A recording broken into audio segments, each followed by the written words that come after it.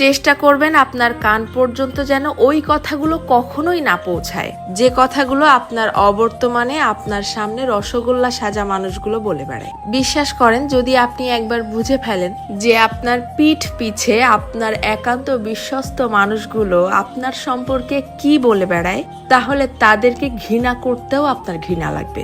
যদি আপনি বুঝে ফেলেন আপনার কান পর্যন্ত কোনো কায়দায় যদি কথাগুলো চলেও আসে, তখন আপনি এমনিতেই নিঃশব্দে মেনে নিতে বাধ্য হবেন যে আপনার আশেপাশে আসলে আপনার বিশ্বাসযোগ্য কেউ নেই। যখন কেউ আপনার প্রশংসা করবে, সেটা তারা কোনো রকম রিয়াকশন ছাড়াই চুপচাপ শুনবে।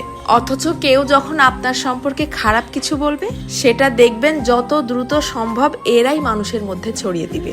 আপনি যতই ভালো হন, যতই তাদের হেল্প করেন, যতই তাদের সাথে ভালো মনে মিশতে চাওয়ার চেষ্টা করেন, কোনো লাভ নেই। কারণ এরা আপনাকে হিংসা করতেই বেশি পছন্দ করে।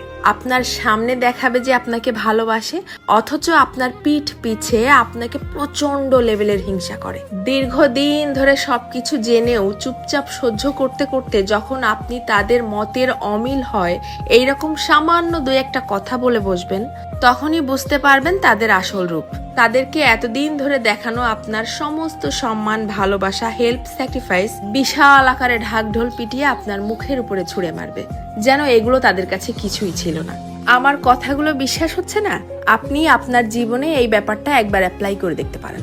বিশ্বাস করেন, কেউ কারো আপন না, শুধুমাত্র সামনাসামনি আপন আপন সাজার ভান ধরে। যত দ্রুত আপনি এই সত্যিটা বুঝতে পারবেন, তত দ্রুত আপনার জীবনটা শুধরে যাবে।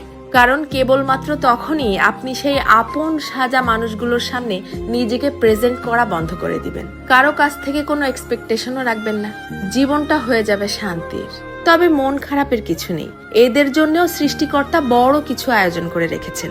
যারা অন্যের সফলতা, অন্যের জীবনযাপন দেখে হা হুতাশ করে, হিংসা করে, এদেরকে সৃষ্টিকর্তা শুধুমাত্র হিংসা করার জন্যই পৃথিবীতে ফেলে রাখেন। তাদের নিজের জীবনের কোনো উন্নতি ঘটান না।